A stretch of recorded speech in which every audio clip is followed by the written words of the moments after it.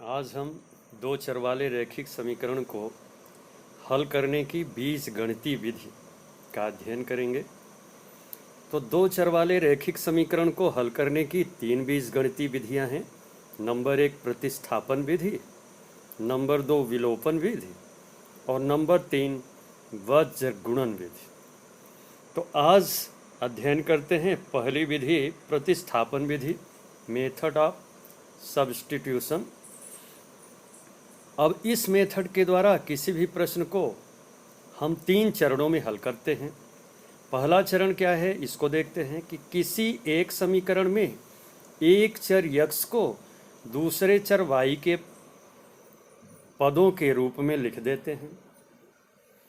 फिर दूसरे चरण में y के पदों में प्राप्त x के इस मान को युग्म के शेष दूसरे समीकरण में x के स्थान पर प्रतिस्थापित करके y का मान निकाल लेते हैं।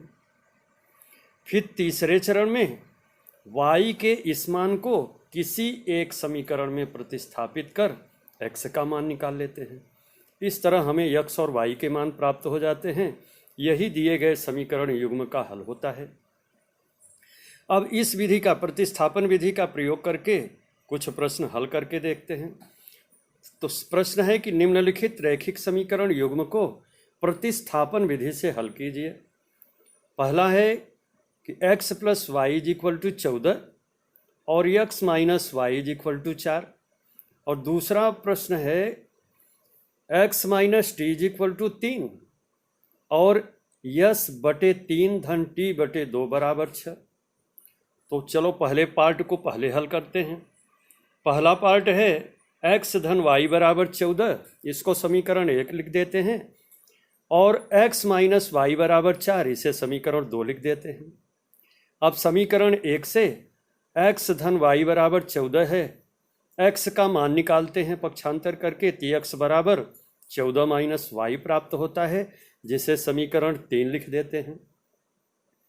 अब समीकरण 3 से x का यह मान समीकरण 2 में प्रतिस्थापित करने पर, तो समीकरण 2 है x - y = 4, तो x के जगह पर 14 ऋण y लिख देते हैं, तो 14 ऋण y = 4 प्राप्त होता है, जिसे सरल करते हैं तो 14 ऋण 2y = 4 प्राप्त हुआ। पक्षांतर करने पर हमें 2y = 4 ऋण 14 प्राप्त हुआ, जिसे सरल करने पर ऋण 2y = ऋण 10 प्राप्त हुआ। तब पक्षांतर करने पर y = ऋण 10/ऋण 2 मिला, जिसे कैंसिल करने पर, सरल करने पर माइनस माइनस कैंसिल और 2 × 5 = 10। इस तरह y का मान 5 प्राप्त हो जाता है। एक चर का मान हमें मालूम हो गया। अब y का यह मान समीकरण 3 में रख देते हैं। अब समीकरण 3 क्या है, पहले इसको देखते हैं। तो समीकरण 3 है x = 14 ऋण y। अब 14 ऋण y में y के जगह पर 5 रख देते हैं, तो हमें प्राप्त होता है x = 14 ऋण 5, और 14 में 5 घटाने पर 9 प्राप्त हुआ, अतः x = 9 प्राप्त हो गया। दूसरा चर भी मालूम हो गया। अतः रैखिक समीकरण युग्म का हल x = 9 और y = 5 प्राप्त हो जाता है। इस तरह पहला पार्ट जो है हल हुआ। अब दूसरा पार्ट देखते हैं। दूसरा पार्ट में है कि s - t = 3, इसको हम समीकरण 1 ले लेते हैं, और s/3 - t/2 = 6, इसे समीकरण 2 ले लेते हैं। अब समीकरण 1 से s ऋण t = 3 है, यहाँ से s का मान मालूम करते हैं, तो s = 3 धन t मिलता है, इसे समीकरण 3 लिख देते हैं। अब समीकरण 3 से s का यह मान समीकरण 2 में प्रतिस्थापित करने पर, तो समीकरण 2 है s/3 धन t/2 = 6। यहाँ हम जो 3 से s का मान प्राप्त किए हैं, समीकरण 3 से जो s का मान प्राप्त किए हैं, उसे सब्स्टिट्यूट कर देते हैं। तो s के जगह पर 3 + t लिख देते हैं, तो हमें प्राप्त होता है 3 + t/3 धन t/2 = 6। अब यहाँ बाएं पक्ष में देखते हैं कि जो हर का मान है, हर में विद्यमान संख्या 3 और 2 है, और 3 और 2 का लघुत्तम 6 मिलेगा। तो 6 का दोनों पक्षों में गुणा कर देते हैं। तो दोनों पक्षों में 6 का गुणा करने पर हमें प्राप्त होता है 6 गुणे 3 धन टी बटे 3 धन 6 गुणे टी बटे 2 बराबर 6 गुणे 6। तो पहले भाग में 3 दूनी 6, यह कैंसिल होकर के 2 प्राप्त हुआ, तो इसको लिख सकते हैं 2 गुणे 3 धन टी। और दूसरे पार्ट में, पहले बाएं पक्ष के दूसरे भाग में 2 तिहाई 6 कैंसिल होकर 3 प्राप्त हुआ, तो इसको लिख सकते हैं धन 3 टी बराबर 6 36। अब कोष्टक खोलते हैं तो हमें मिलता है 2 तिहाई 6 धन 2 में टी का गुणा करने पर 2 टी प्राप्त हुआ plus 3 T is equal to 36। अब 2 टी और 3 टी दोनों धनात्मक हैं, जोड़ने पर हमें 5 टी मिलता है। तो 5 टी बराबर 36 माइनस 6, पक्षांतर करने पर -6 दाएं साइड पर जाने पर निगेटिव हो जाएगा। तो 5 टी बराबर 36 माइनस 6 प्राप्त हुआ। तो टी का मान निकालने के लिए हम 5 का पक्षांतर करेंगे, तो टी इज इक्वल टू 30 बटे 5 प्राप्त हुआ। तो 5 कम 5, 5 छक्का 30 कैंसिल होने पर यह मान बराबर 6 मिला। तो टी का मान 6 प्राप्त हो गया, यानी एक चर हमें मालूम हो गया।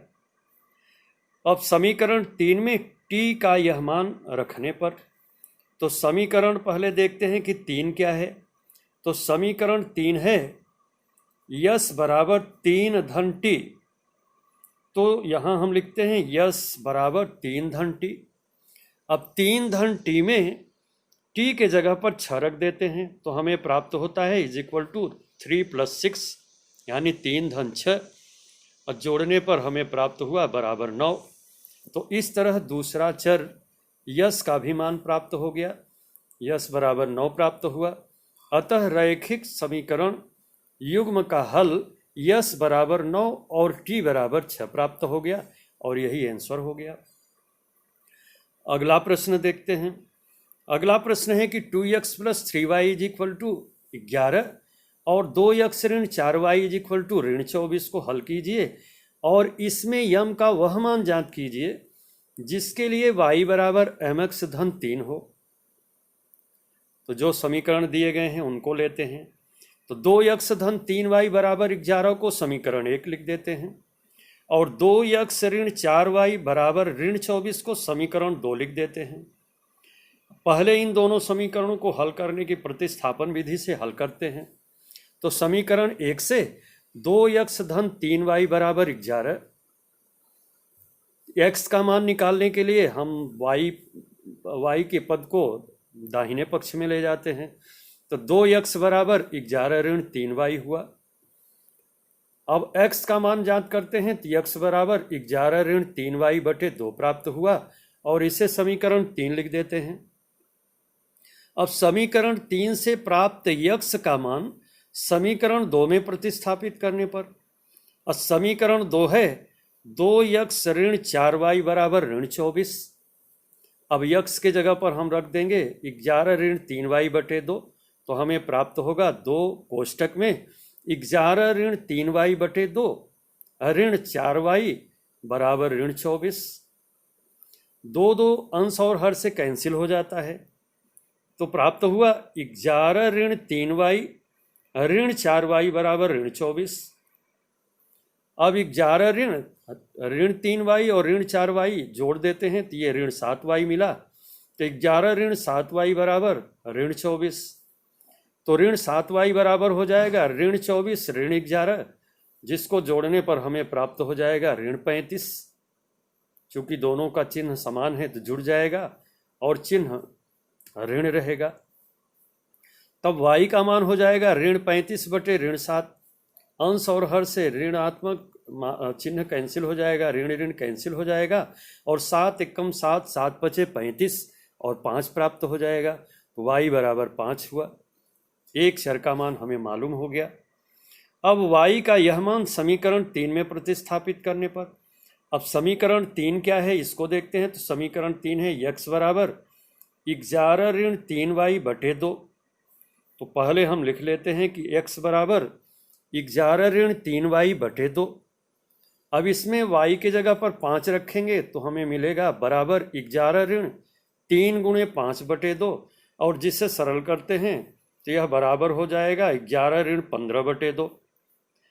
अब 11 ऋण 15 का मान ऋण 4 प्राप्त होगा। तो इसे हम लिख देंगे x बराबर ऋण 4 बटे 2। कैंसिल करने पर 2 1 कम 2, 2 दूनी 4, तो x का मान बराबर -2 प्राप्त हुआ। तो इस तरह से x का भी मान प्राप्त हो गया और y का भी मान प्राप्त हो गया, यानी समीकरण का हल हमें मालूम हो गया। लेकिन प्रश्न में एक चीज और जुड़ी है जांच करने के लिए कि m का वह मान ज्ञात कीजिए जिसके लिए y बराबर mx धन 3 है। तो y बराबर mx धन 3 में x और y का मान को समीकरण y बराबर mx धन 3 में रखने पर, तो मान रखने पर हमें मिलता है 5 बराबर यम कोष्टक में ऋण 2 धन 3, जिसे सरल करेंगे तो 5 बराबर ऋण 2 यम धन 3 हुआ।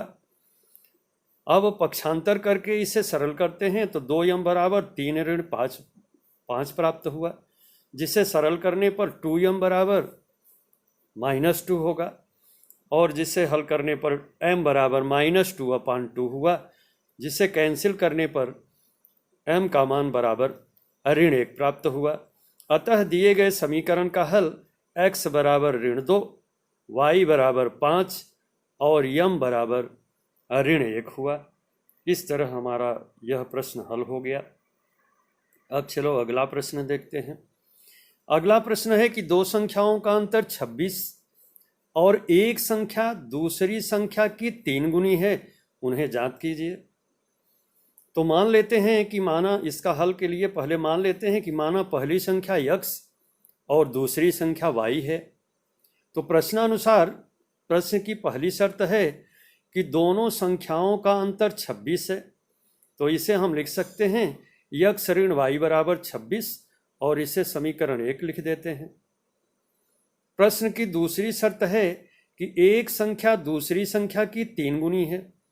तो पुनः प्रश्नानुसार यानी प्रश्न के दूसरी शर्त के अनुसार पहली संख्या है x, दूसरी संख्या है y, तो पहली संख्या दूसरी संख्या से 3 गुनी है, तो इसको हम लिख देंगे x बराबर 3y।